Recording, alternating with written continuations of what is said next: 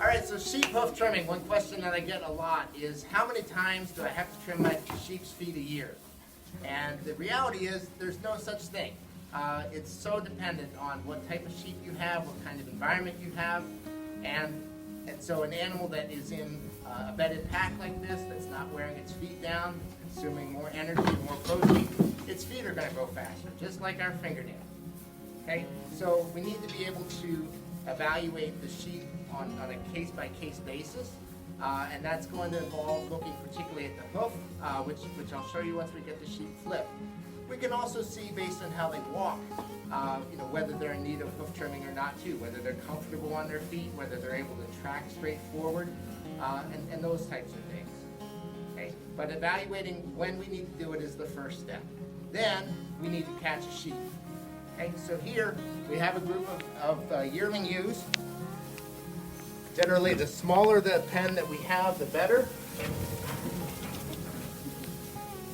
For film purposes, we're not really able to tighten them up as much as we'd like to in this swine barn, but we want to get them to a place where I can catch one in a corner, get them together in a group.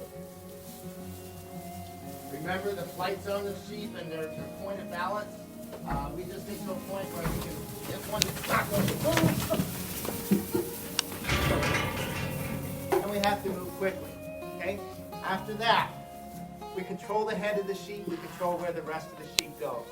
Okay? We cast the sheep on its rump, and we do that as quickly as we can so that we can restrain it that way. Okay? I hold the head of the sheep.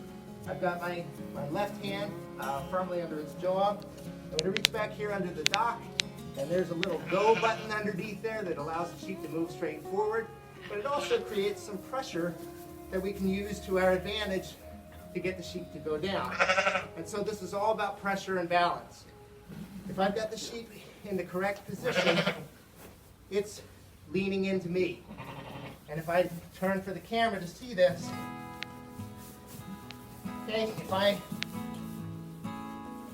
move my knees in and relax, the sheep continues to follow. That means I've got the right kind of pressure to be able to move the sheep down to the ground quickly. Okay? So I get my hand under the dock, the other hand on the jaw, and tilt that back, and I create the right sort of pressure and balance.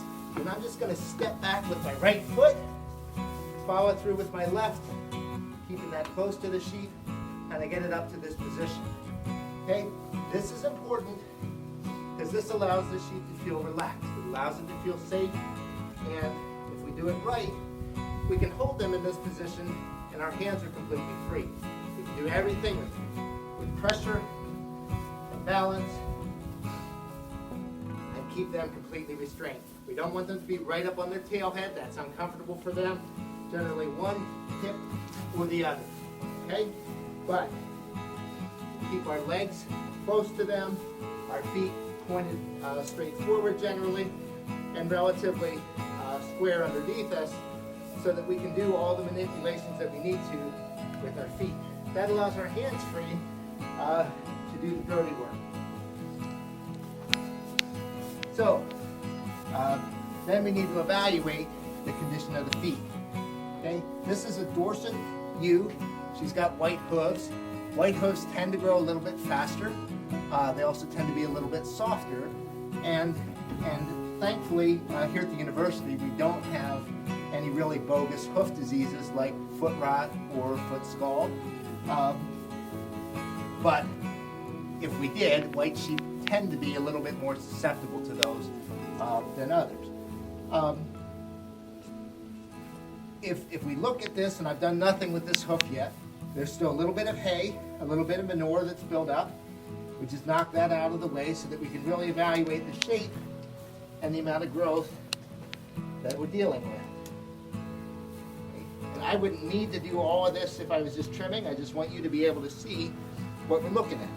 At the side of the hoof, you see we've got a really long, acute angle here at the toe. Okay? And our goal is to make that more in alignment with the front of the hoof and to cut the bottom down in line with in line with the rest of the body, so it balances correctly. We don't want to go past the cuticle. It's just like our fingernails. We can draw blood if we go too far. Okay, what I'm going to do is just knock off those edges first. There's a lot of different styles of hoof trimmers. I prefer the ones that have two blades rather than an anvil on one side. You can match the shape and the length of them to the type of animal that you're working with. But I like these. I trim pretty much every sheep with these. It's an ARS hoof trimmer. This one actually came from South America before they were famous. That's why it's pink rather than red like they usually are. You can get serrated ones. You can get just straight sharp blades. I like the non-serrated ones. That's my preference. Anyway, I've knocked the hoof walls off here. And the next step is just to evaluate where that sits relative to the cuticle. Okay, so if we cut down and we just kind of keep trimming, we're going to get to a point where we see a little bit of clear, and that is a good point to stop. Okay, then we just need to balance the rest of the hoof.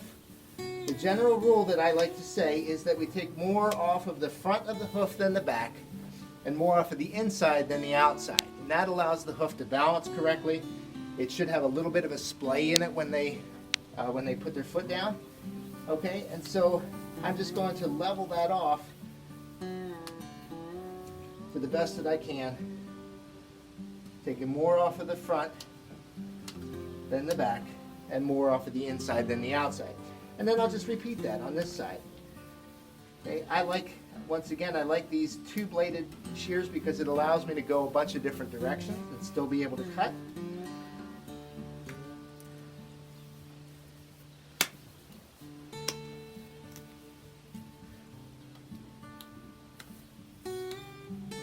And what I'm doing here is a little bit more fine-tuned and finesse than we really need to do when we're trimming feet. Okay? I just wanted to show you kind of what it would look like optimally. Notice I push down and just get a little bit in between that way. And that's going to balance pretty well. Okay, when we look at it from the side, it should be a pretty flat line along the bottom. When we look at it from the other side, it should balance. The toes, when we look at it from the front, should be similar in depth. So I need to take a little bit more off of this one. And that just allows the sheep to stand flat when it goes back down. It's the same principle, of course, as a farrier with a horse, but obviously a very different structure. We've got a split hoof and an animal that moves differently too. So we don't have to be as precise, but again, take more off the front than the back, more off the inside than the outside, and make sure the toes are even. And that one's in pretty good shape. So if I just go through this without talking through it, it's a lot faster procedure, and I can take more material at a time. Okay, I'm just going to kind of seesaw until I get down to that point where I want to stop. Level it out a little bit. Take some off of the back. If we clean out the inside of the heel, that allows the toe to splay naturally like it needs to. You don't want to take too much, but that can build up to the point that it's too obstructive.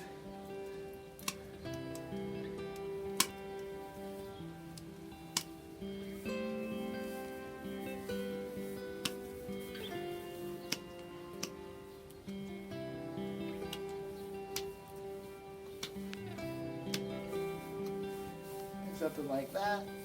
And again, we're done. I always do these in the same order. When you do hundreds of them, it's nice to fall into a rhythm. It's also easy to know where you are if one happens to get away.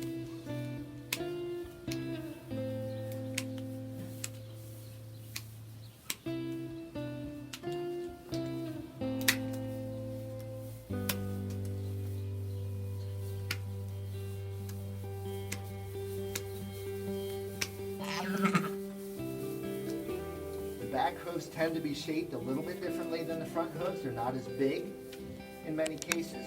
They tend to be a little bit narrower, but the same concept applies. More off of the front than the back, more off of the inside than the outside.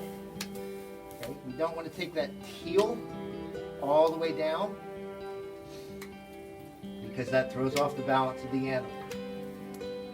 We want to have enough that their weight is evenly distributed across the hoof and not just all on the back of it. That allows the pastern joints to stay strong. And if you take too much off the back, it throws the whole balance off.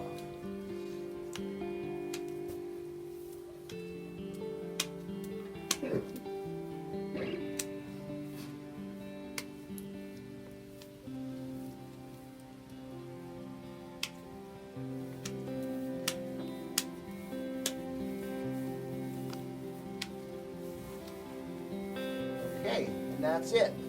So then our last test is to let the animal up. You can do that in a way that just allows it to be calm and gentle.